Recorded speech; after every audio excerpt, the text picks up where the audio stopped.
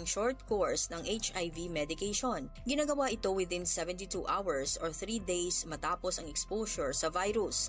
Kung ikaw ay prescribed ng PEP, kailangan mo ng medication araw-araw sa loob ng 28 days. Matapos ang 4 to 6 weeks, kailangan nang magpa-test for HIV.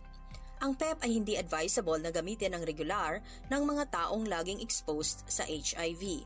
Agad na magtungo sa pinakamalapit na healthcare provider para sa iyong kondisyon. Ang paalaalang ito ay hatid sa inyo ng Department of Health at ng Far East Broadcasting Company, Philippines. Han, hindi ko maisaksak itong TV natin. Sira na kasi itong electrical cable niya eh. Kapag sinusubukan kong idikit sa saksakan, nag-i-spark. Nako, wag mo na munang isaksak, baka mapano ka pa. Wag na rin muna natin itong gamitin sa ngayon. Dadalhin ko na lang ito sa repair shop para maipaayos o mapalitan na. Mabuti pa nga. Mahirap na at baka maging dahilan pa yan ng sunog eh. Iba na yung nakakasiguro tayo. Tama ka, Han. Buti pa ay i-check na rin natin ang electrical wiring ng iba pa nating mga gamit. Tiyakin nating lahat ng appliances natin ay maayos ang connection at kable. Oo, sige Han. I-check na natin ngayon para makasiguro tayong magiging ligtas ang ating pamilya.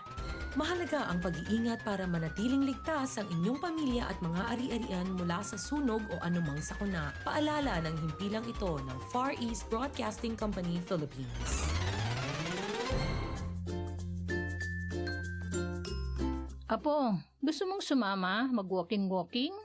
Opo, Lola. Sama ako.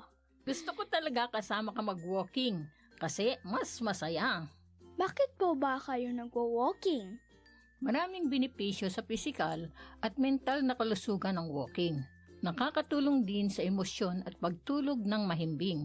Siyempre, para sa mga buto, kasukasuan at muscles para hindi manghina.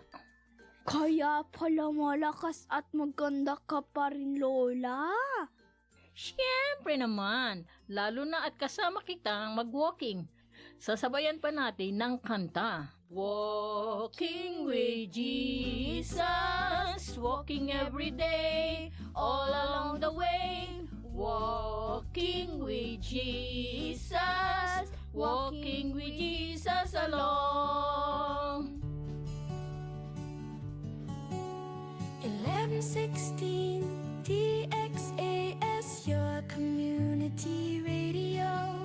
Kasama sa araw-araw, kakwentuhan ka agapay, kaibigan ka barangay. Ito ang radyo mo. 1116 DXAS, your community radio. 1116 DXAS, your community radio. Kayo ay nakikinig sa 1116 DXAS, your community radio, kasapi sa kapisanan ng mga broadcaster ng Pilipinas.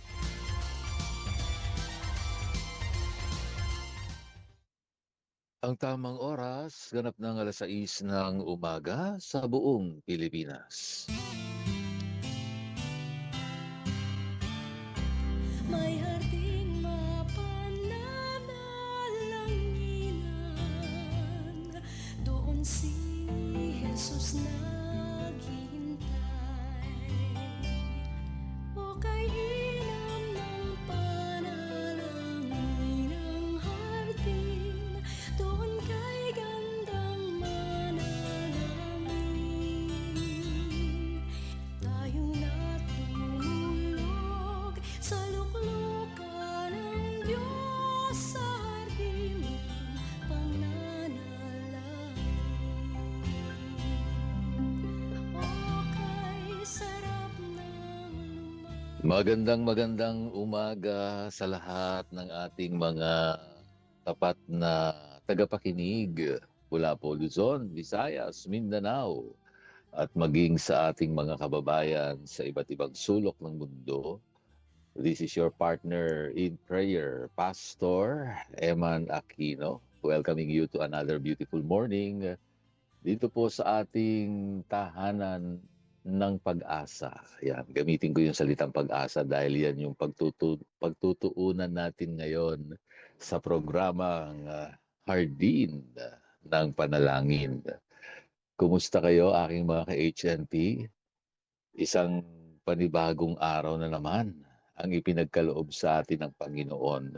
Ibig sabihin, panibagong pagkakataon upang makita natin ang kanyang katapatan at kabutihan sa ating mga buhay. Kaya bago po tayo magsimula, i-remind mo muna ang sarili mo o ang katabi mo kung meron man.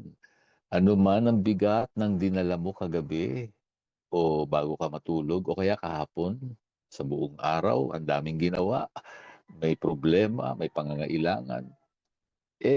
Bago na ang umaga ngayon. Yan ang iyong ipaalala. Bago na, sariwa ang pagmamahal ng Diyos. Yakapin tayo muli ng Diyos ngayong umaga. And always remember, mga ka-HNP, every gising is a blessing.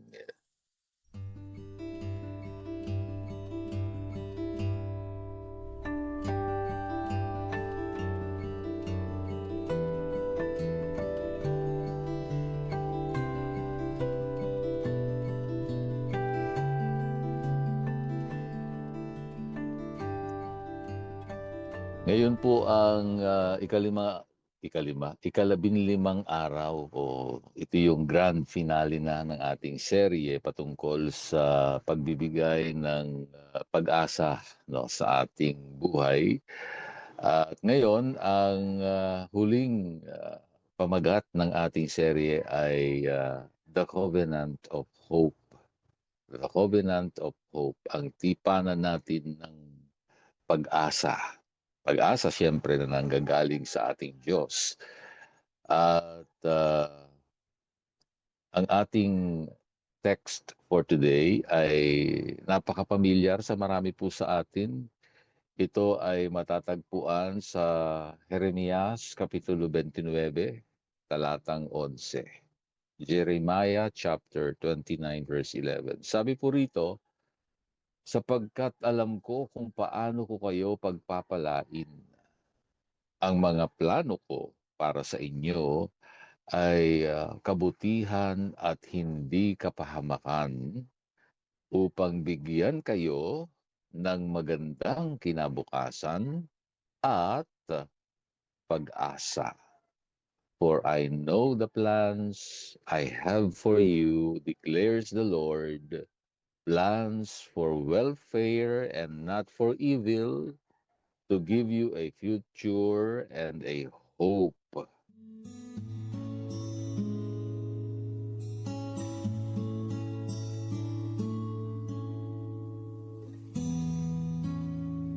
Alam nyo mga ka-HNP, madalas nating basahin po ang bersikulong ito kapag naghahanap tayo ng comfort, no? Kadalasan yan yung naririnig natin na sinasabi ng mga preachers o kaya ay tayo mismo, di ba? Kapag medyo hindi maganda ang nangyayari sa buhay natin. Yan, babalikan natin tong verse na to. We love this verse, no? Talaga namang nakaka-encourage. Pero alam niyo po ba yung historical background sa likod po nito?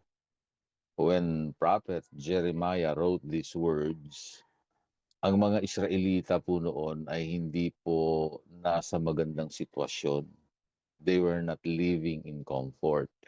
Sila po ay nasa ilalim ng Babylonian exile, no?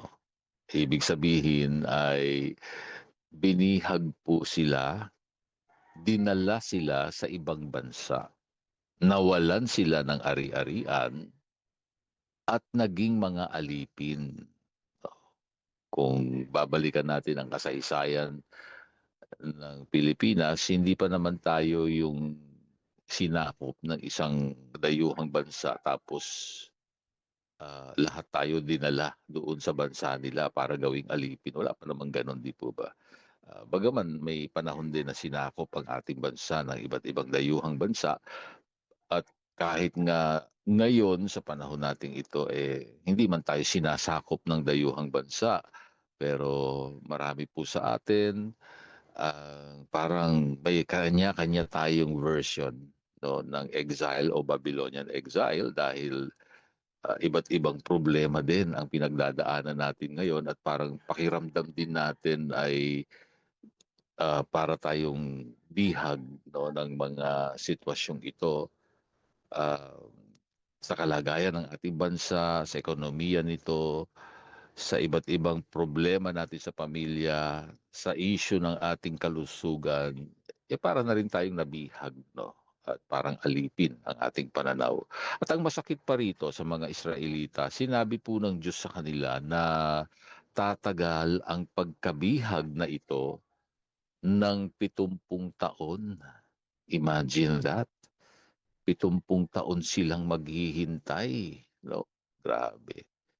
Tayo nga, halos ilang buwan pa lang o taon. Naku, iba na ang lumalabas sa ating mga bibig, no? Iba na ang sinasabi natin, nagrereklamo na tayo. Ito, 70 years eh. Well, kaya naman po ang sulat ni Jeremias ay hindi lang po ito basta feel good na quote or verse, no? Parang minsan kasi para gumaan lang ang pakiramdam, babasahin natin tong verse. Hindi lang po 'iyon, no? Ang talagang nilalaman na ito. It was a message sent to people deep in crisis. Nasa malalim silang talagang kalagayan ng paghihirap. At sa gitna po ng kanilang kawalan ng pag-asa, pinaalalahanan sila po ng Diyos. Sabi ng Panginoon, hindi ko kayo nakalimutan. My plans for you are still good. Ang sarap isipin na kahit na nandito tayo sa kalagayang ito, hirap, pero merong Diyos na nagmamalasakit pa rin sa atin. Hindi niya tayo iniiwan ni pinababayaan man. Ano po ang reflective insight na makukuha po natin dito, mga ka-HNP?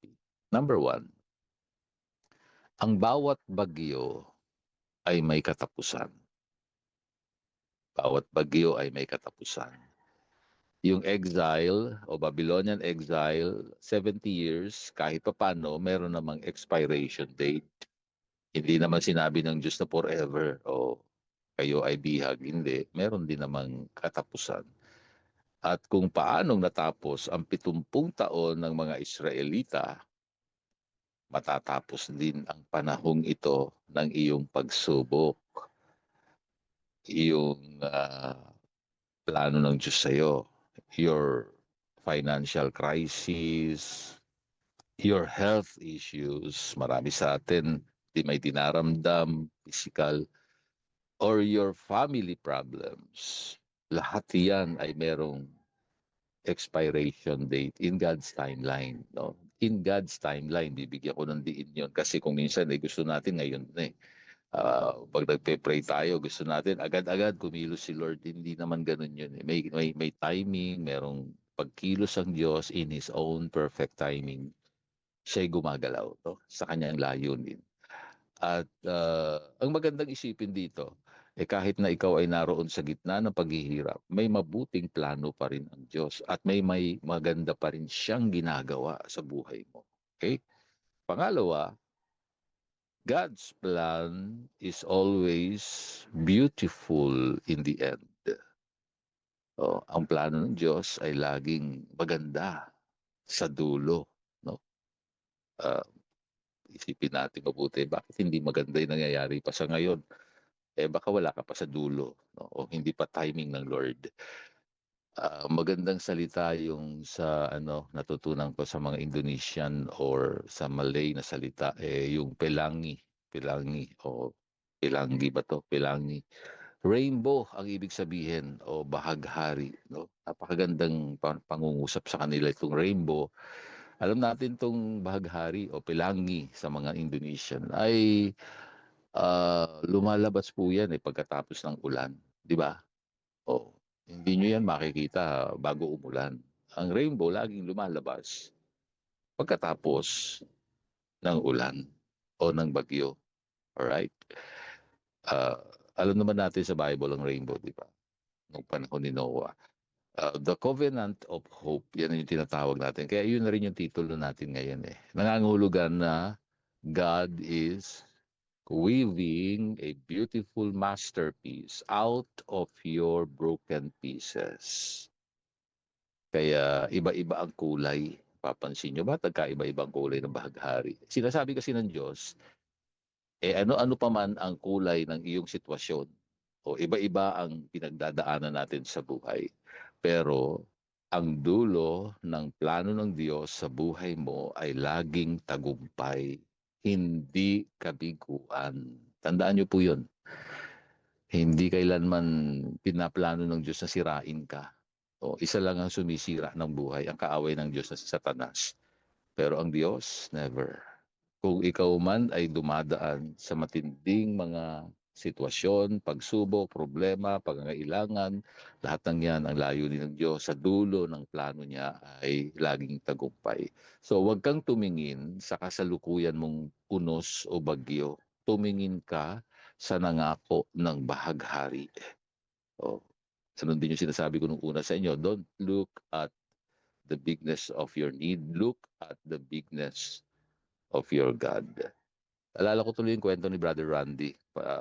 Tawagin na lang natin siyang Kuya Randy. Si Kuya Randy ay isang masipag na tatay. Noong panahon ng pandemya, sunod-sunod ang hagupit ng bagyo sa buhay niya. Natanggal siya sa trabaho at pagkatapos ang kanyang bunsong anak na diagnose ng isang pambihirang sakit sa puso. Sabi ni Randy sa akin noon, Pastor, parang gumuho na yung mundo ko. Araw-araw, ang dinadalangin ko na lang ay sana matapos na ang bangungot na ito. Baon ako sa utang, walang regular na kita, at may sakit na anak. So, he was in his own version of the Babylonian exile. No? Ikaw man ang malagay sa ganung kalagayan. Para ka na rin katulad ng mga Israelita na nasa exile.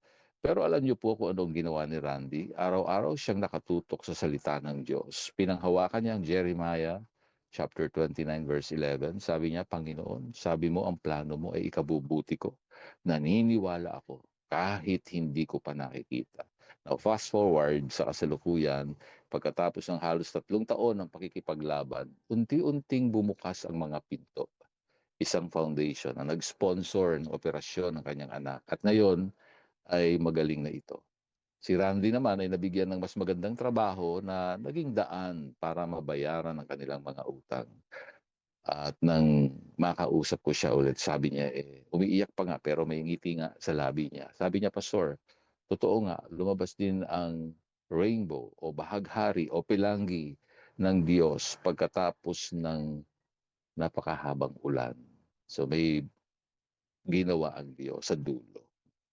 At tinawag nating bahaghari pagkatapos ng ulan. Kaya naman ang aking challenge po sa inyo ngayong umaga mga ka-HNP, huwag kang bibitiw sa dulo ng iyong karera. Well, this is the grand finale ng ating serye at ito rin ay isang declaration sa inyong buhay kung ikaw ay kasalukuyang nasa gitna ng bagyo, buhay man, pamilya o pananalapi. Siguro maganda ay panghawakan mo ang salita ng Diyos at isipin mo na matatapos din ang season ng iyong pag-iyak o pagluha. It's time to prepare for the harvest.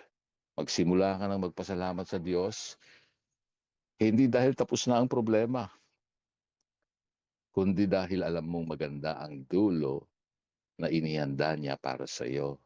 Kaya nga doon sa Philippians, maalala nyo, chapter 4, verse 6, pag magpe-present ka ng request kay Lord, sabi niya, present your request to God with thanksgiving. Nagpapasalamat ka, hindi dahil tinanggap mo na ang hinihingi mo, kundi dahil alam mong may Diyos na laging mabuti sa iyong buhay sa lahat ng panahon. Muli, ako po ang inyong hardinero, Pastor Emma Aquino, na nagpapaalala, dito sa Hardin ng Panalangin, ang bawat luhang itinatanim ay aanihin bilang kagalakan.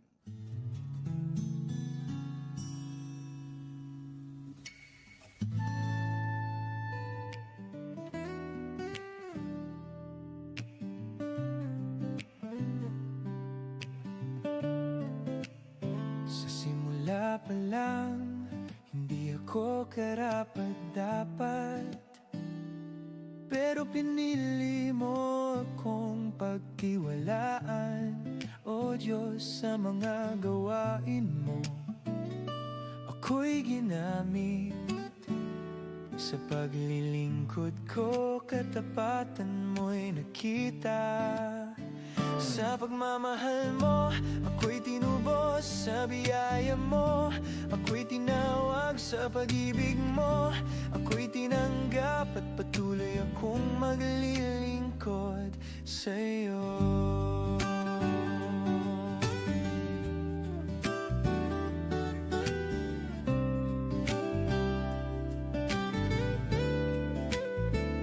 Pinagkatiwalaan mo, O Diyos, sa kabila ng aking mga kahinaan. Ginamit mo ako upang magpatotoo ng iyong kapangyarihan at biyaya. Sa hirap at ginhawa, ikaw ang sandigan sa mga pagsubok. Ikaw ang lakas sa mga laban. Ikaw ang tagumpay sa mga pangarap. Ikaw ang gabay. Ikaw ang aking Panginoon. Kahit saan ako ay iyong dalhin, ikaw lang ang susundin hanggang sa huli.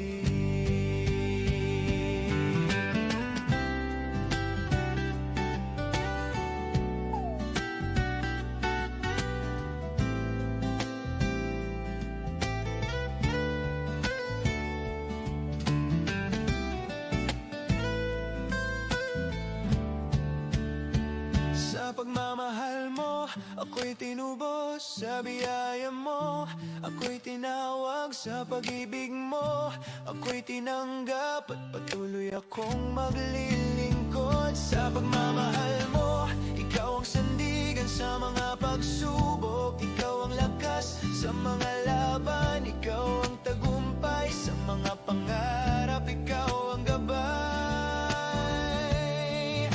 Ikaw ang simula ngayon at wakas ng buhay ko.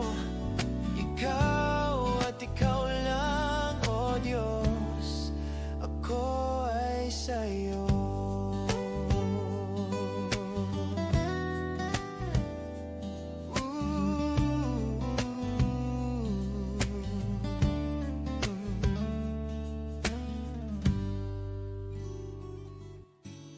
Sa Diyos ay sama-sama nating ilagak ang kalalagayan ng ating ekonomiya at kapakanan ng ating mga kababayang naninilbihan sa ibayong dagat.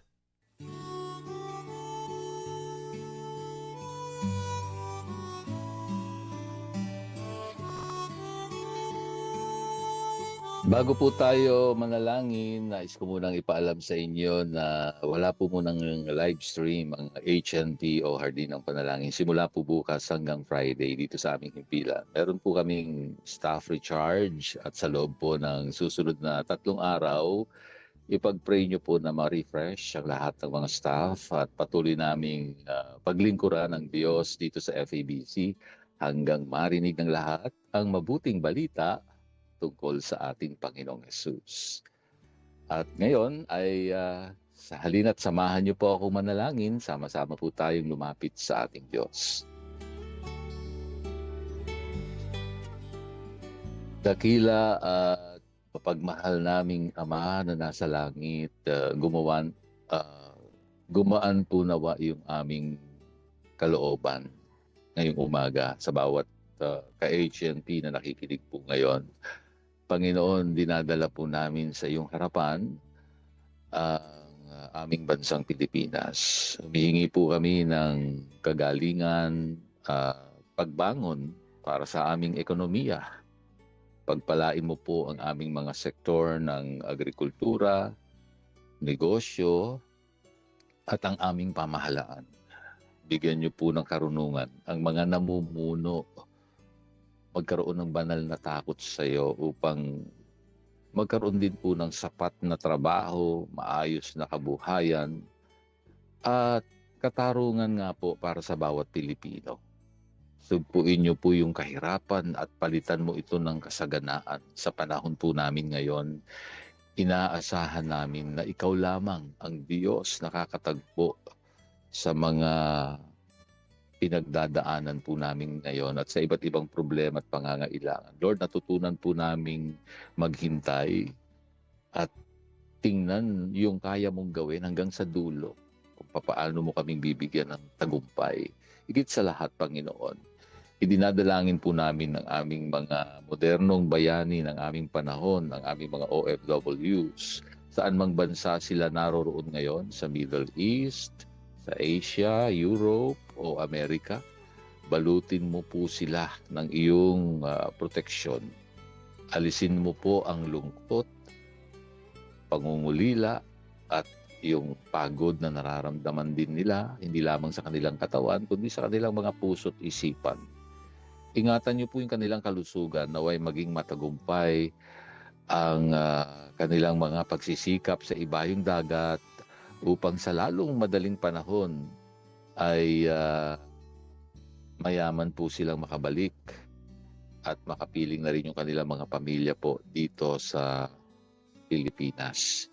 Salamat po sa umaga pong ito sa bawat isang aming mga tagapakinig.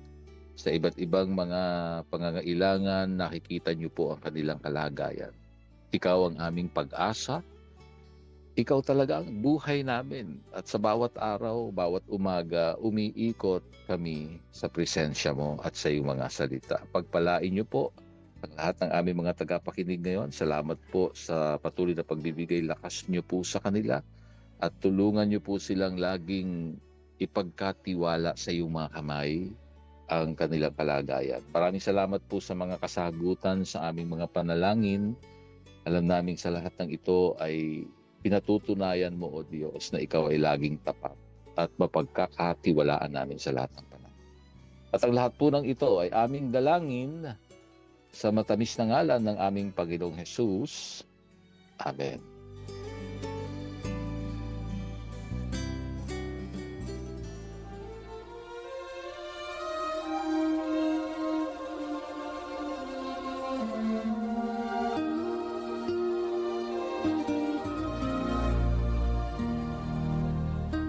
Kagalakan ko po ang maging lingkod ng Diyos sa inyong buhay dito pa rin sa Himpilang 1116 DXAS, your community radio. Isa lamang po kami sa mga himpilan ng FEBC Philippines, kasapi ng kapisanan ng mga broadcaster ng Pilipinas. Kung nangangailangan po kayo ng panalangin at pagbisita sa inyong bahay, maaari nyo pong ipadala ang inyong mensahe sa mobile number 0917-125-8201. Hanggang sa susunod pong muli sa parehong oras at himpilan pa rin, maraming salamat sa inyong pakikinig at maraming salamat kay Rolando Alfonso at Romel Paulino na umaalalay sa atin sa bawat umaga. Ako po ang inyong hardinero, Pastor Eman Aquino. Paalala po muli, sa lahat ng ating ginagawa, luwalhatiin natin ang Diyos.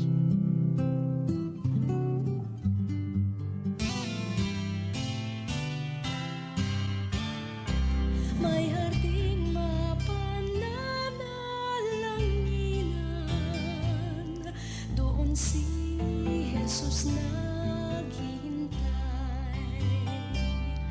O kay ilam ng panalangin ang harding, doon kay gandang manalangin. Tayong natulog sa luklukan ng Diyos sa hardin ng pananalangin. O kay sarap ng lumapit sa banal niyang harapan, at ang ganap na pag-ibig ay ating makakamtan. Ilaan